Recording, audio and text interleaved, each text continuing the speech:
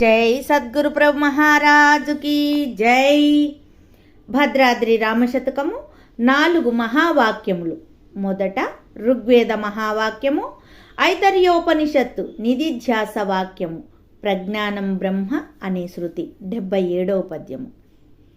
శ్రవణేంద్రియంబుల శబ్దముల్ వినుచుండు, చర్మేంద్రియంబుల స్పర్శలెరుగు, చక్షురింద్రియముల వీక్షించు రూపముల్, రూఢిగా జిహ్వచే రుచుల నెరుగు, గ్రాణరంధ్రంబుల గంధమగ్రాణించు, వాక్కులు వచించు వాక్యములను, ఏ జ్ఞానమున నిన్ని నెరిగి నా జ్ఞానంబు ప్రజ్ఞానమని శృతుల్ పలుకుచుండు, నట్టి ప్రజ్ఞాన లక్షార్థమనుభవంబు, నీ స్వరూపంబు నిక్కంబు నిజ పదంబు, రమ్య గుణధామ భద్రాద్రి రామ పరశురామ నరసింహదాస సంరక్షితావా.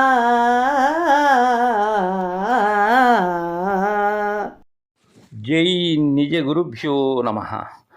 జై అమలాంబ సమేత అనుభవానంద రాజయోగేంద్ర ప్రభుస్వాముల వారి దివ్య చరణారవిందములకు 12 వందనములు సమర్పించుకొనుచు, శ్రీమద్ పరశురామ నరసింహదాసు గారిచే విరచితమైన భద్రాద్రి రామశతకం.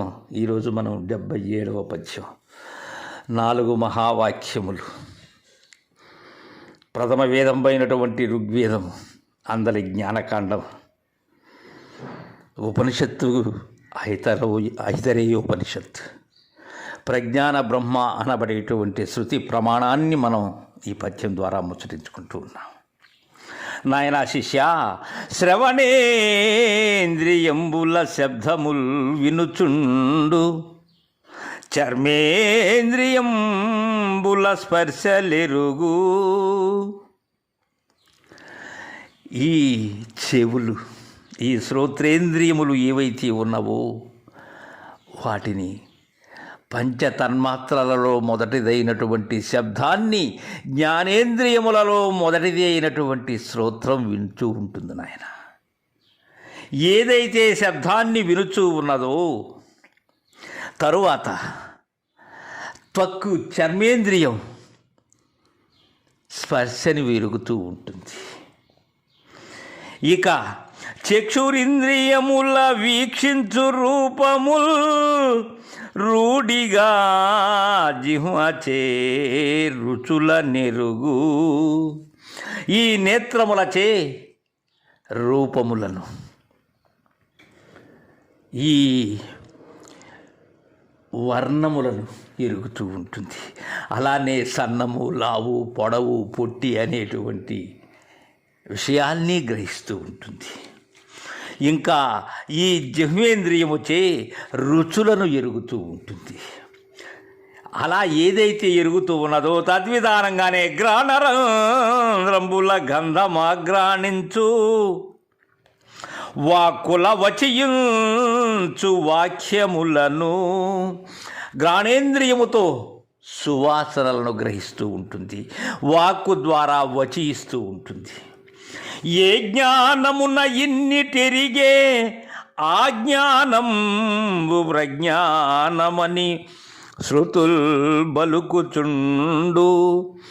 ఏ జ్ఞానముతో అయితే శ్రవణేంద్రియము ద్వారా శబ్దము వినుతూ ఉన్నదో, చర్మేంద్రియము ద్వారా స్పర్శను గ్రహిస్తూ ఉన్నదో, నేత్రము ద్వారా రూపాన్ని దర్శిస్తూ ఉన్నదో, జిహ్వ ద్వారా రుచులను ఎరుగుతూ ఉన్నదో, గ్రాణేంద్రియము ద్వారా గంధమును, సువాసనను చూస్తూ ఉన్నదో, వాసన గ్రహిస్తూ ఉన్నదో, అలానే వాక్కు, పాణి, పాద, పాయ, ఉపస్థల ద్వారా ఏదైతే ఎరుగుతూ ఉన్నవో, ఈ వాక్కు ద్వారా మాటలను వసిస్తూ ఉన్నదేదో, ఏ జ్ఞానముతో అయితే ఇన్నిటిని ఎరుగుతూ ఉన్నదో ఆ జ్ఞానమే ప్రజ్ఞానము, అదే ప్రజ్ఞాన బ్రహ్మము అని శృతులు చెప్తూ ఉన్నాయి. అట్టి ప్రజ్ఞాన లక్ష్యార్థమనుభవంబు, నీ స్వరూపంబు నిఖంబు నిజ పదంబు. అట్టి ప్రజ్ఞానమైనటువంటి ఆ ప్రజ్ఞాన బ్రహ్మము యొక్క లక్ష్యార్థము ఏదైతే ఉన్నదో అదే నీ యొక్క అనుభవం, అది నీ స్వరూపం. గుర్తిరిగే జ్ఞాత ఏదైతే ఉన్నదో ఇన్నిటినీ గుర్తిరుగుతూ ఉండబడేటువంటి అదే నీ యొక్క నిజ స్వరూపం శిష్య. రమ్య గుణధామ భద్రాద్రి రామ పరశురామ నరసింహదాస సంరక్షితాహ్వా. దీనికే శృతి ప్రమాణాన్ని మనకు తెలియచేస్తూ ఉన్నారు. ఏమని? ఏ నేక్షతే శృణోతీదం జిగ్రతి వ్యాకరోతి చ స్వాద్వా స్వాదు విజానాతి తత్ప్రజ్ఞాన ముదీరితం అని.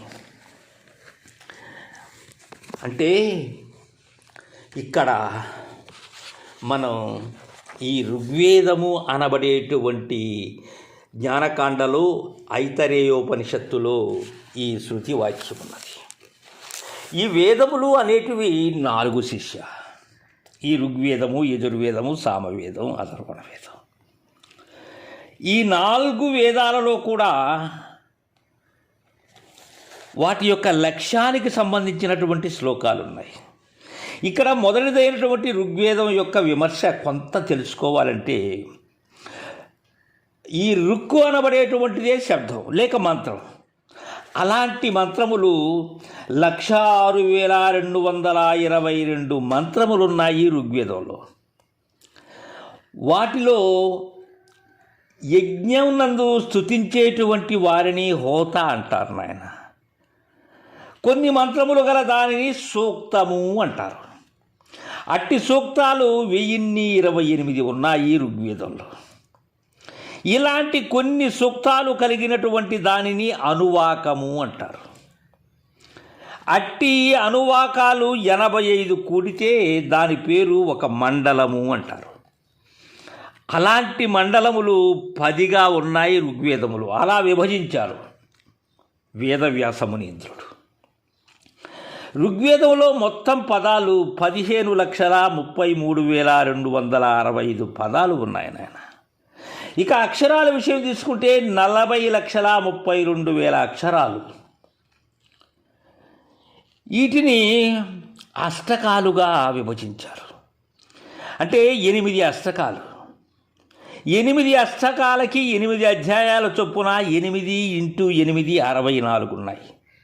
అయితే ఈ 64 అధ్యాయాలకు సుమారు 33 వర్ణముల చొప్పున కలిగినటువంటి, అంటే 33 వర్గములవి. ఆ వర్గాలు మొత్తం కూడా 2,63,000 ఉన్నాయి. ఈ ఋగ్వేదానికి ఉపనిషత్తులు 21 ఉన్నాయి. వాటిలో మనం ఇప్పుడు ముచ్చటించుకునేటువంటి ప్రజ్ఞాన బ్రహ్మ అనేది ఐతరేయోపనిషత్తుకు సంబంధించినటువంటి విషయం. ఇక ఇప్పుడే మనం శ్లోకం అనుకున్నాం. ఏ నేక్షతే శృణోతీతం జిగ్రతి వ్యాకరోతి చ స్వాద్వా స్వాదు విజానాతి తత్ప్రజ్ఞానముదీరతం అనబడేటువంటిది. అంటే ఏ జ్ఞానం చేత శబ్దాలు వినుచున్నామో, ఏ జ్ఞానం చేత స్పర్శను ఎరుగుతున్నామో, ఏ జ్ఞానము చేత రూపాల్ని చూస్తూ ఉన్నామో, ఏ జ్ఞానం చేత రుచులు ఎరుగుతూ ఉన్నామో, ఏ జ్ఞానము చేత మాట్లాడుతున్నామో, ఏ జ్ఞానము చేత గంధాన్ని ఆఘ్రాణిస్తూ ఉన్నామో ఆ జ్ఞానమే ప్రజ్ఞానం. ఇదే మనలో అవస్థాత్రయ సాక్షి.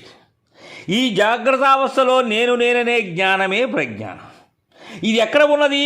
చక్షురాంతర్గతమున పీతాభాసుడై ఉన్నప్పుడే శబ్దస్పర్శ రూపరసగంధాన్ని గుర్తిరుగుతూ ఉన్నది.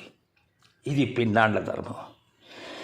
ఇక బ్రహ్మాండంలో ఈ బ్రహ్మము ఏదంటే, దీనికి చతుర్ముఖేంద్ర దేవేషు మనుష్యాశ్వ గవాదిషు చైతన్యమేకం బ్రహ్మత ప్రజ్ఞాన బ్రహ్మమయ్యపి అనేటువంటిది శృతివాక్యం. ఈ బ్రహ్మ, విష్ణు, ఈశ్వరుడు, ఆదిశేషుడు, ఈ దేవేంద్రాది దేవతలు, ఇంకా మానవులలో కానీ ఈ గుర్రములలో, గోవులలో, ఈగలలో, చీమలలో ఏ చైతన్యమైతే ఉన్నదో అదే ఆత్మ లేదా బ్రహ్మ. పదభేదములే కానీ ఒకే ఆత్మ. అది చీమ మొదలు బ్రహ్మ వరకు వ్యాపించి సమస్త జీవరాశులను ఆడిస్తూ ఉన్నది శిష్య. ఇది బ్రహ్మాండములో ఈశ్వరుని విరాట్ శరీరమైనటువంటి పంచీకృత పంచమహాభూత నిర్మాణ విశ్వ శరీరంలో సూర్యుడనే దక్షిణ నేత్రాంతర్గతమున వైశ్వానర నామముతో జగత్పాలనం చేస్తూ ఉన్నది. అయితే ఎక్కడి నుంచి చేస్తున్నది ఇది? అంతర్నాళ ముఖాంతర మధ్య త్రైలోక్య దర్పణ కల్పితమందు ప్రతిఫలించి పిపీలకాది బ్రహ్మపర్యంతము అన్ని దేశముల యందు చక్షురంతర్గత సూక్ష్మ శుషనీజనిత పరమాణు స్వరూపమై విశ్వాన్ని ఆడిస్తూ విశ్వాకారంగా తోస్తూ ఉన్నది. కనుక పిండాండ ప్రజ్ఞానమునకు బ్రహ్మాండములో ఉన్న ప్రజ్ఞానమునకు స్థానం ఒక్కటే ఉన్నది. అలా ఏదైతే గుర్తిరుగుతూ ఉన్నదో సమస్తమునను అది ప్రజ్ఞాన బ్రహ్మం. ఆ ప్రజ్ఞానము యొక్క లక్ష్యార్థము ఏదైతే ఉన్నదో అది నీ స్వస్వరూపం శిష్య.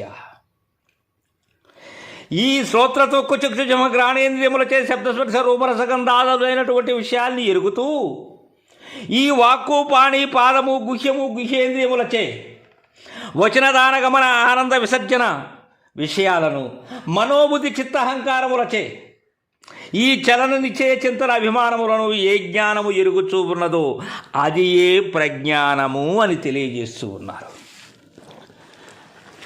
దీనికి మద్గురుదేవులు అనుభవానంద స్వాములు వారు ఈ ప్రజ్ఞాన బ్రహ్మమునకు శిష్యునిచి అంటారు, నాయనా శిష్య, 4 మహావాక్యంబులు సాలుగా వినిపింతు వినుము సద్గుణశీల, మేలైన ఆత్మతత్వము బాలుడ నీవనుచు తెలిపే వేదములు 4 తెలియుము నేనే వేదములు 4 ఇలా ఋగ్వేద వాక్యం ప్రజ్ఞాన బ్రహ్మము మలిన జ్ఞానము తోటి ఇలా ఇంద్రియములలో చలనమున విని కనియి తెలియని వలసి స్పర్శను ఎరిగి సర్వం కలిగి గంధం చూచు ఇంద్రియ బలములను తాపెంచుచుండే వేదములు 4 తెలియుము నేనే వేదములు 4 అంటారా మహనీయులు. ఏదైతే గుర్తెరుగుతూ ఉన్నదో గుర్తెరిగేటువంటి ప్రజ్ఞానమైనటువంటిదే బ్రహ్మమని ఋగ్వేదం మనకు తెలియజేస్తూ ఉన్నది అని 4 మహావాక్యములలో మొదటి మహావాక్యాన్ని మనకు తెలియజేశారు. తరువాత దీన్నే ఈ ప్రజ్ఞాన బ్రహ్మముని ఇంకాస్త తరువాయి పద్యములో మనం ముచ్చరించుకుందాం. జై గురుదేవ్.